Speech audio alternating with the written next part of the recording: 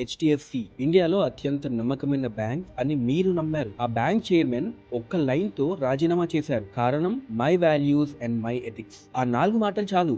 Intraday trading లో HDFC bank stock దాదాపు 9% వరకు తగ్గిపోయింది. కొన్ని రోజుల్లోనే హెచ్డిఎఫ్సి బ్యాంక్ క్యాప్ నుంచి దాదాపు 1,00,000 కోట్లు వైప్ అవుట్ అయిపోయాయి. ఇక ఎందుకు అంటే certain happenings and practices with in the bank are not in congruence with my personal values and ethics. Therefore I believe it is appropriate for me to step down. Board of HDFC bank కి ఇతను ఇచ్చిన resignation లో ఇదే రాశాడు. ఇక చక్రవర్తి రాజీనామా చేసిన 2 రోజులకే హెచ్డిఎఫ్సి బ్యాంక్ మరో పెద్ద నిర్ణయం తీసుకుంది. ముగ్గురు సీనియర్ ఎగ్జిక్యూటివ్స్ ని ఒక్కసారిగా టర్మినేట్ చేసింది. వీళ్ళెవరంటే సంపత్ కుమార్, ఇతను group head and branch banking. ఇక హర్ష గుప్తా, ఇతను executive vice president and Payal Mandyan senior vice president. ఇక హెచ్డిఎఫ్సి బ్యాంక్ కోర్ బిజినెస్ అసలు ప్రాబ్లం లో లేదు, లీడర్షిప్ క్లారిటీలో ప్రాబ్లం ఉంది. ఇప్పుడు మీరు హెచ్డిఎఫ్సి బ్యాంక్ కస్టమర్ అయినా ఇన్వెస్టర్ అయినా పానిక్ అవ్వద్దు.